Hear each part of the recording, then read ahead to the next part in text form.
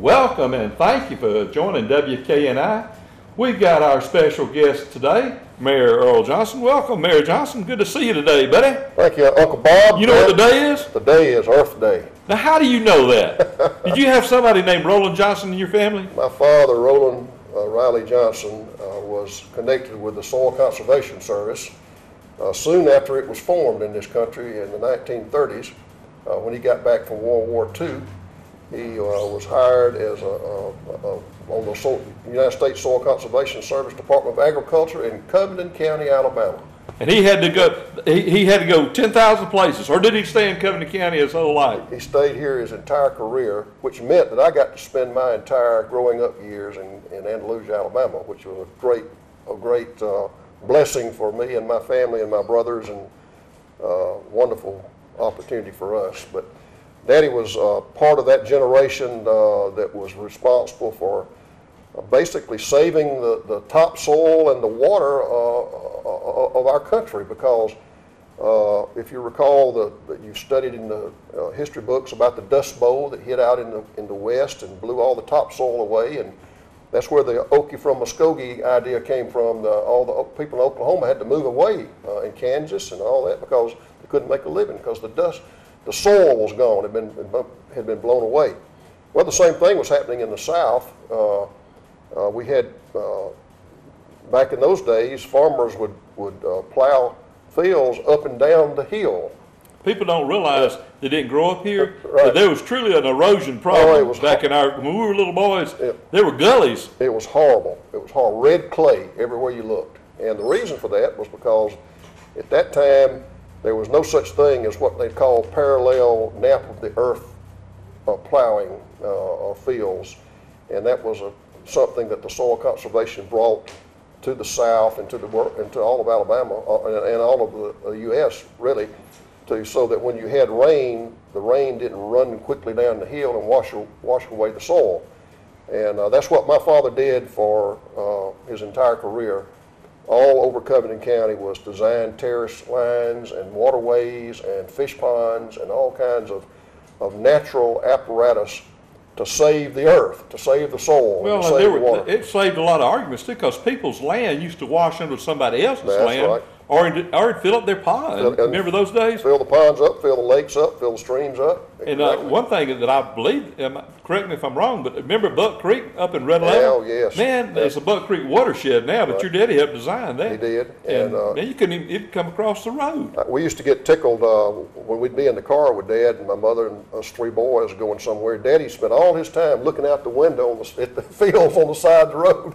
Now we talk about people being distracted with their cell phones and that. He was distracted because he was looking at his handiwork out the window, and my mother used to fuss at him all the time about, get your eyes back on the road and tend to your driving. But that is the absolute truth, and it took about 30 or 40 years to kind of get all of that under control. We take all that for granted now, but that was a real issue. Man, when you got a rain like we had last week, it flooded out people's homes and made gullies. And absolutely.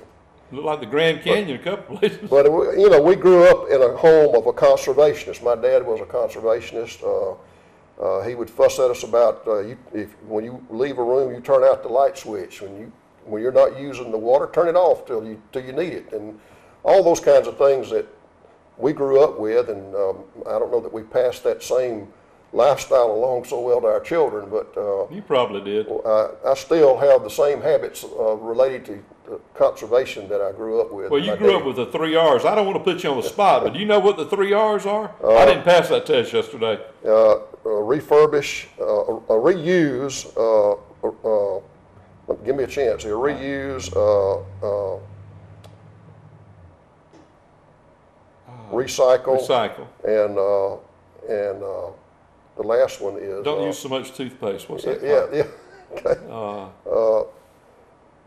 Reuse? We just said it a while ago. Yeah, we did. What is that? Reuse, recycle, and reduce. Yeah. Reduce. Don't just squeeze the tube of toothpaste. Yeah. You get just enough, and then you cut the water on and brush it. And then you cut it off while you're brushing. You don't let it run. No, you don't let it run. Exactly. Well, that's the way you and I were raised. You grew up in the 3R territory. I absolutely did, and we still practice that at my house. And you really practice that with the city of Andalusia. y'all are very conservative in what you do with your waste, and my goodness, the recycling. Well, we have a great recycling program in Andalusia. I wish more people would use it. Only about 35% of the people in Andalusia that have our garbage service take advantage of recycling. It's very, very easy. All you got to do is let us know that you want to be involved in recycling, and we will bring you the bag to put your recyclables in. That's usually plastics and tin cans and heavy cardboard type stuff.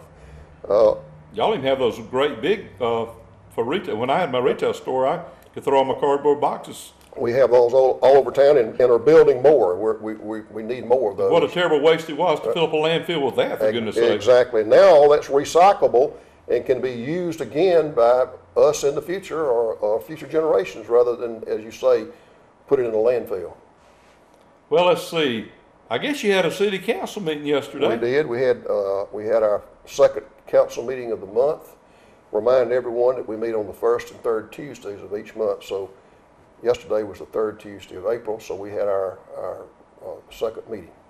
I will talk about that, but yesterday I met this lady from California. This is a true story, and you'll appreciate it because her brother lives here, and she was visiting her brother, and I asked her to come on the show, but she's very reserved and would not. She took 169 pictures of Andalusia to take back to California, and all of her friends in Los Angeles kidded her about, oh yeah, you're going to Alabama, yeah. Well, she took pictures of City Hall, Springdale, the memorial behind City Hall, the Methodist Church. She took pictures of the Harper House, and she took, at Church Street, she took pictures of the ballet studio. She was so excited of the photographs and of the square. And, we take it for granted because we see it every day. But she said she can't wait to show her naysayer friends out in Los Angeles what a beautiful place the South is, but in particular Andalusia. Well, we're Alabama's top town, don't forget that. Yeah. And I truly believe that. And it's not unusual to drive through the square and see people with cars out of state tags or tags way away from Andalusia pull up and get out and take pictures of our courthouse, take pictures of the square, go on down the street. Yesterday I was looking out my window and there was a gentleman out there and had his two sons out there, and it was obvious they were not from Andalusia. Right. I didn't recognize them. But he had them out in front of the fountain out there, and he was taking pictures of his two sons in front of the fountain. And so we do have a beautiful city, and we should be proud of it and promote it and be thankful that we live in such a gorgeous place. Well, one thing that makes it so human friendly are the sidewalks, and y'all had on the council meeting, you brought up 2 more sidewalks, didn't you? We got one sidewalk project that we've already been approved for, and I call that the West Side sidewalk project, and that includes, as you drive down Church Street, about a block before you get to Snowden Drive on the right-hand side as you're going west, the sidewalk just stops. Really? It just ends. I've never noticed it. It just goes away. So if somebody's walking down the sidewalk towards, so for example, to McDonald's, before they get to Snowden Drive, the sidewalk just, all of a sudden they're in somebody's yard. The sidewalk stops. So that sidewalk will be completed to Snowden Drive. Right. And then the sidewalk on Dunson Street, headed to the bypass, stops at Snowden Drive. Stops at Snowden also. So that sidewalk will be completed to the bypass. Okay. And then you'll cross the bypass and get on Presswood Bridge Road, and there is no sidewalk along Presswood Bridge Road anywhere. Right. There will be a sidewalk on the westbound side of Presswood Bridge Road, almost to our city limits. Wow. So, man, you'll be able to walk several miles in the city of Andalusia, won't you? You'll be able to walk all the way from Winn-Dixie to the National Guard Armory, past the National Guard. Way beyond the National Guard Armory, almost to Cedar Drive, along that area, and maybe even on to Roseland Drive, depending on the bids that we get in. That will be super. So that's a huge project and something we're really excited. We have a lot of people who are out using our sidewalks now, who are walking, trying to help get their health back, or exercising, or walking with their children, or people jogging. Or living the Norman Rockwell life. Exactly. The Reader's Digest story life. It's really right. I mean, it's the truth. It's the truth. And we have people out on the sidewalks using them now. And so they didn't use them before because we didn't have many. And the ones that we did have had a lot of cracks and breaks and gaps in them. So we're trying to complete that project. Welcome back from our little short break. And when we left, we were talking to Mayor Earl Johnson about the West Side Sidewalk project. And, you know, it's really going to go out a mile past the National Guard Armory on down almost to city limits. Almost. It'll go, we hope that it goes to Roseland Drive, but we won't know that until the bids come in. But yes, it'll go out beyond the golf course. Is the infrastructure okay there? I mean, well, is that part of it? That's part of it, dealing with the infrastructure issues, yeah. Wow, drainage and everything. Right.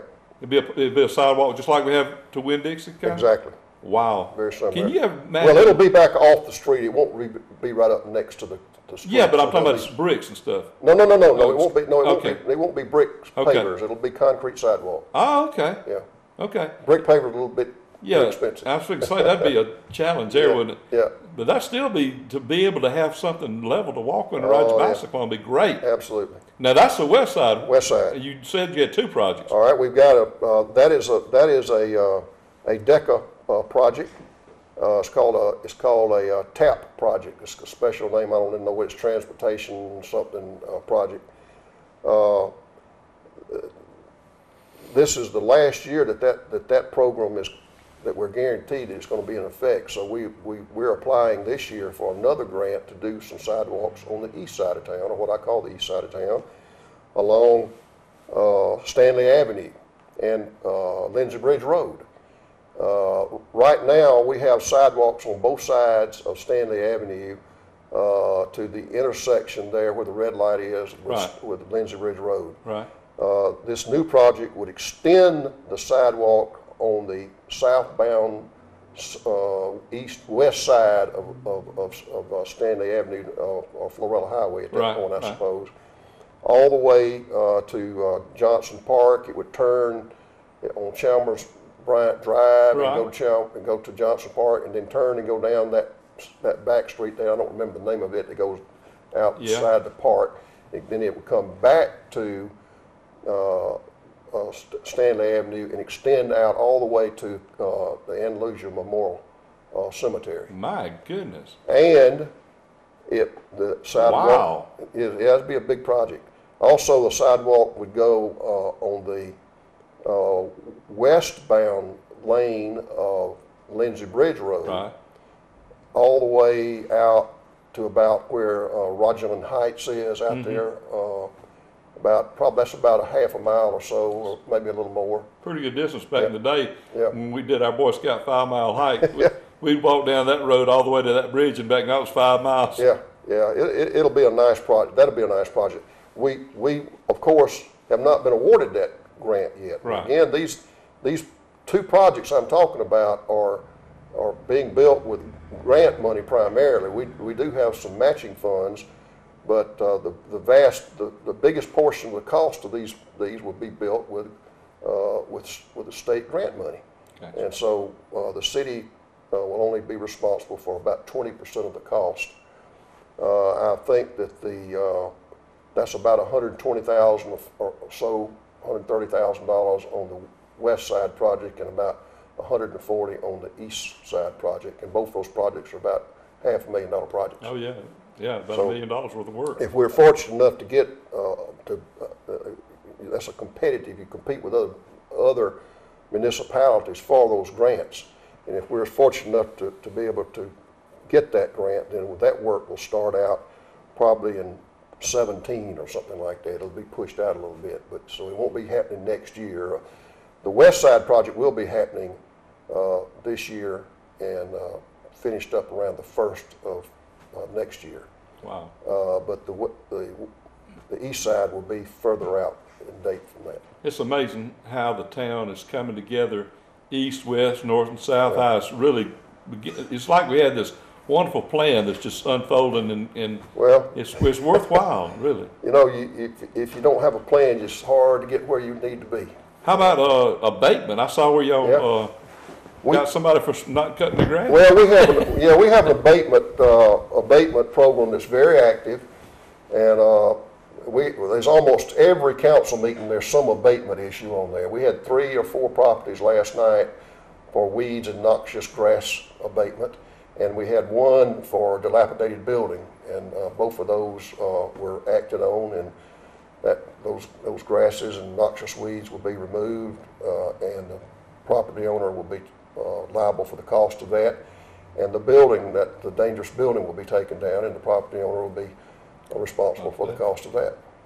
Well, yeah, that's just something you have on your calendar pretty regularly. Almost every meeting we have at least one, most of the times multiple number of abatement issues. Well, I know the neighbors will be proud of that. Yes. They always are. Right.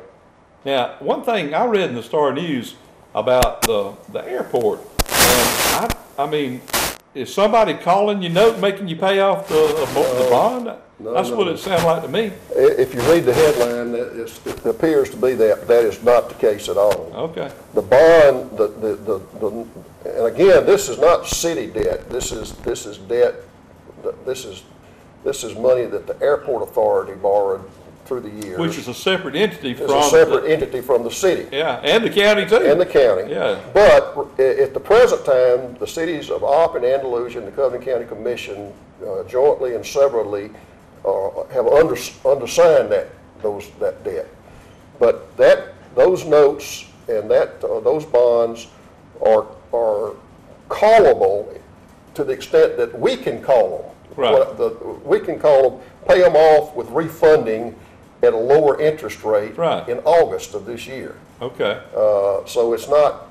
It's the headlines are a little misleading. It sounds like the holder of the notes are calling us to pay the bonds off. Y'all pay the money. They pay the money every month. Pay them every month. Y'all not behind, are you? The airport authority is not behind the payment of its obligation on these notes. No. So I'm glad you cleared that up. Well, no. What I'm am thinking, sure, they were built, and now the economy kind of went down, but when it comes back up, we're going to be sitting on top of the world. We got something to really. Well, first off, we've got the Vector hangars are still occupied. Vector's out there working every day. Yeah, it's rented, isn't it? Yes, and they're working and got workers out there, and they're paying their rent every month. Okay. The only two that are empty are the 2 giant hangars that are designed for fixed wing, and unfortunately, the company that rented that from us about 2.5, 3 years ago was unable to get a contract. They tried to get government contracts to work on C-130 aircraft, and that's kind of a hit and miss proposition. The thing is, you can't really bid on one of those contracts unless you've got a place to put a facility. Those things are as big as a football field. Right. You don't build those in 90 days. No. So for a company to bid on one of these government contracts, they have to have those facilities under their control. And so those folks leased that space from us 2.5, 3 years ago, and they've made every payment on time when it's made, so that they fulfill their obligation under their lease.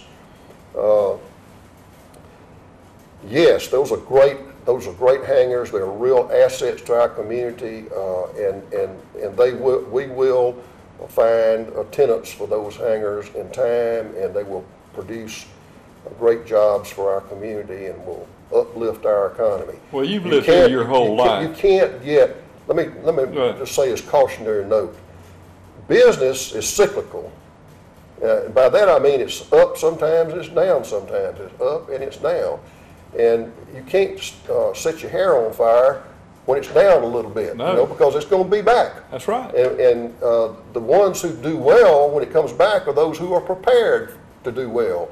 And we will be prepared to do well when the economy starts back up. And I say the economy, I'm talking about the aviation economy that deals with the type of work that's done in those hangars. Well, everything that we're doing in this area, we had the guy from the aviation that teaches here. Right. He's got 10 students, could have 20 one day, Right. And those kids are, and then all the retired mechanics that live in this area, Well, you know, just like last time, you know, you see, we don't want Fort Rucker to close down, and we don't want Eggman to close down, and we want them to do good. We want everybody around us to do good. Absolutely. But you know, you lived here your whole life. That's what I was going to tell you a minute ago. And you actually know how to fly an airplane.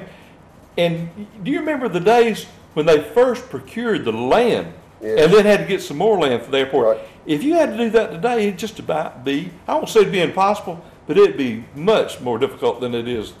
It was then. Well, it'd be really hard for this community to be able to afford to rebuild and replicate that airport the way it is now. I'd hate to know what it would cost to build the runway. The runway. Yeah, it would be almost prohibitive.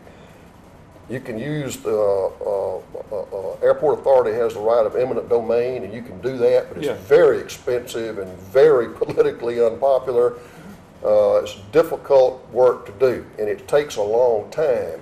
This is big picture stuff here. This is long-term stuff we're talking about. Right. And there are going to be times when there's nobody in those hangars, and there's going to be times when they're in there working 20 hours a day, and that'll happen, and we'll do well with it. And as a matter of fact, those hangars have been the vast majority of payments on the debt underlying those hangars has been paid by tenants, not by they paid rent. Right, it's been paid by the tenants, not by the community. Right. So as far as the community is concerned, we don't have a lot of money in those hangars now, and so we're excited about the future. We're working hard, and we will get someone in there, but everybody has to be patient and realize that this is a big picture, long-term stuff we're working with here. It's not stuff that comes and goes overnight. Well, did we? What about South 39th Street? You got any news on that? Well, all of the paperwork that we have to get together is together and has been packaged, and all of that is in Troy or in Montgomery. I don't know exactly where.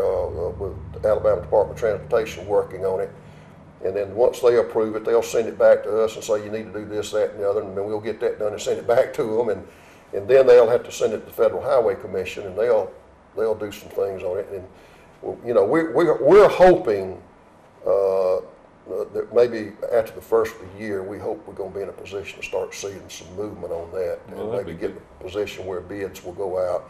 Again, this is a state project. It's not the contract will be between the state of Alabama and the contractor, not between the city of Andalusia. So it's a little different than what we used to do. Is that a state highway? Is that? No, it's not, but because of the type project of these A-trip projects, the federal government requires the state to be the contracting party rather than the cities. Well, yeah, there's some standards that they'll have to adhere to that'll be pretty tough, and the compaction rates and all that. All that stuff. And they got the engineers set up for it. And they're exactly. They in the business. They in the business of building roads. They in the business of building highways. And I can see where that if you had a municipality that might not have a sophisticated, arrangement, that they'd be beneficial for the state to engineer. Yeah. Well, it's a different program. This A-trip program is different from any other program we've ever worked with. You know, the contract on River Falls Street was with the city and the contractor. Right. Contract on most of the projects we've done, that the people have seen done around Andalusia, was between the city of Andalusia and the contractor. That's how this one, though, will be different. The contract will be between the state of Alabama and the contractor, and we won't be quite as involved in the day-to-day work. That'd be good. What about your retail consultants? They gathered all their information? They have, and they have called us and are setting up dates to come down and meet with me and the council, and then with the public, and with folks who have an interest in the retail industry in Andalusia.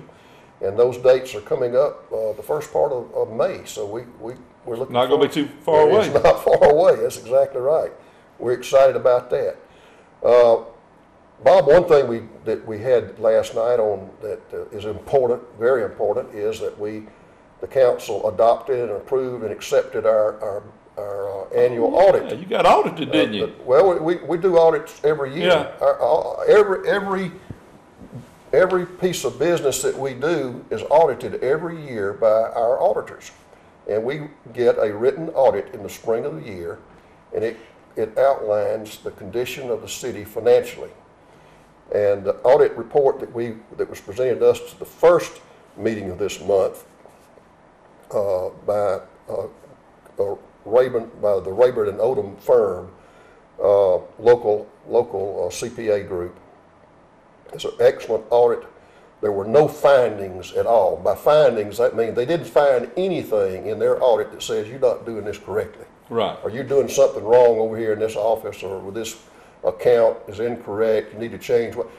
Not a single finding in the entire audit. That's pretty rare. In fact, that's real rare. It's the first time I can remember in a long time that we didn't have some finding where they made a suggestion you need to do. Because they're looking for something. Exactly, exactly.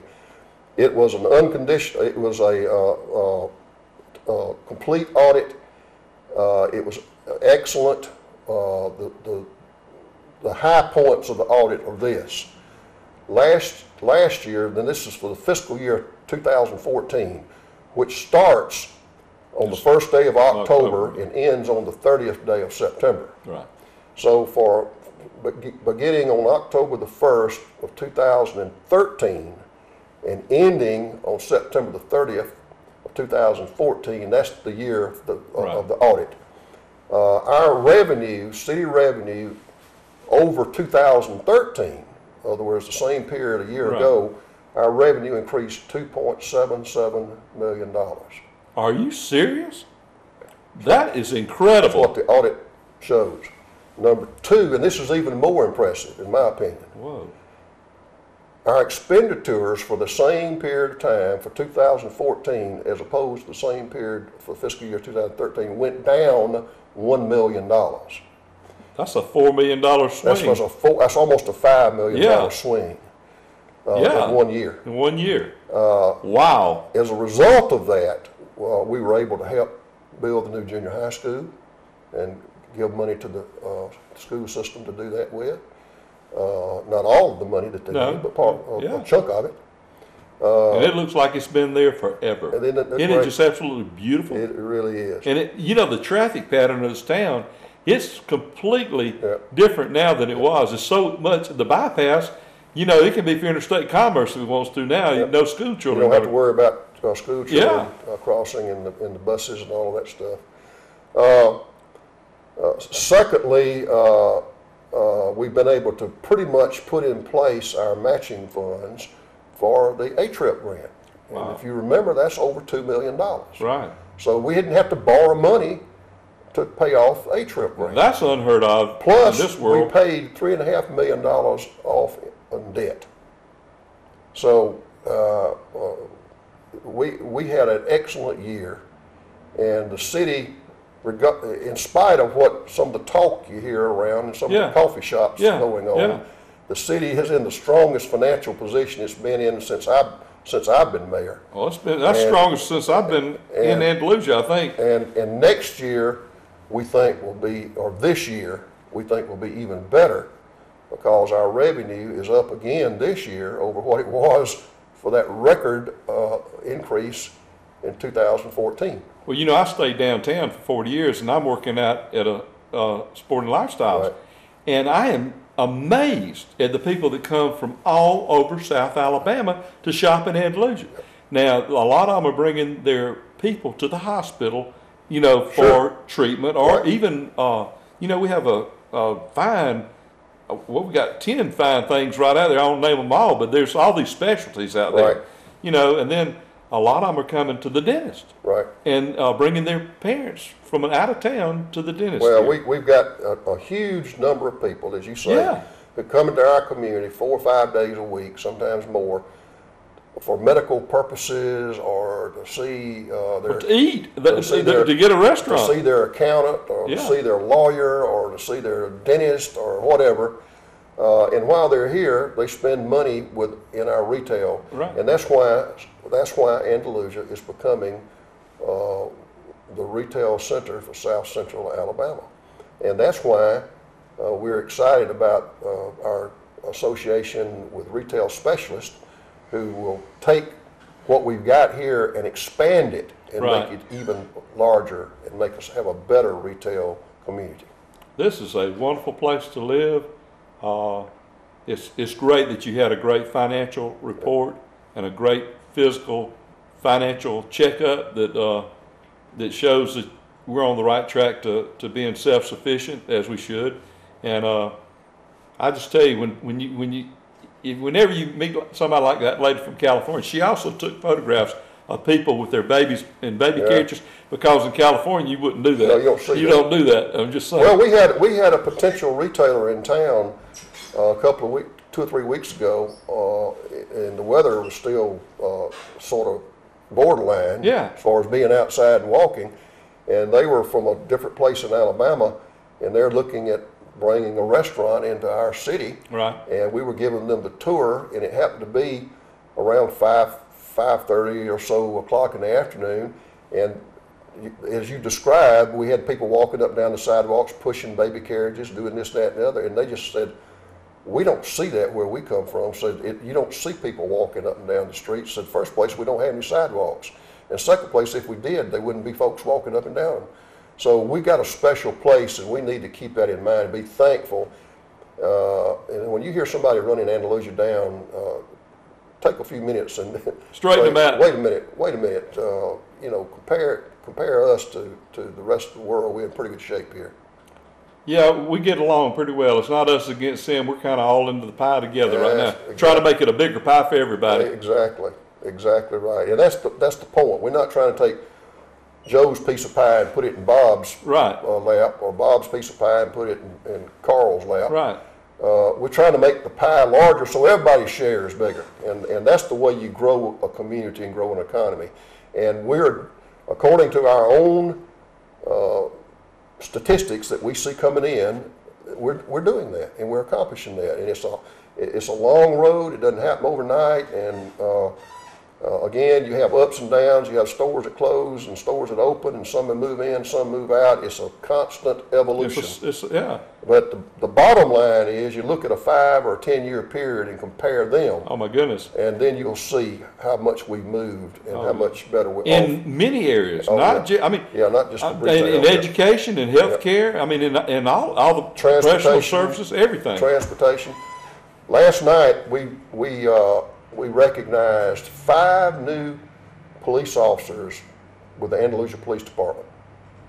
That's the first time that I remember since I've been mayor that we had 5 new police officers come to Andalusia at one time, or within a few weeks of each other.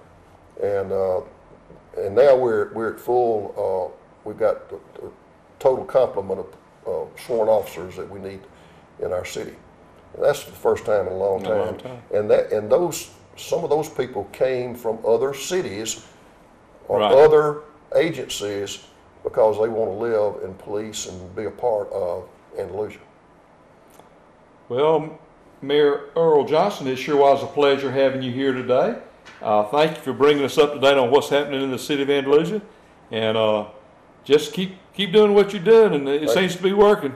Well, everybody out there, enjoy the rest of Earth Day, and if you watch this tomorrow or the next day, make that Earth Day too. Yeah, every day, really. Make every day Earth Day, because we've only got one Earth. I mean, aren't we glad we got an Earth to live on? We need to take good care of it. And this beautiful nature that we have, and it's just everywhere in Andalusia. You know, it really is. And be grateful for the local economy, and be grateful for the school system and the hospitals, and just be grateful that we've got an honest government that's trying to do the right thing by us. See you later, Brother Earl. Thank you.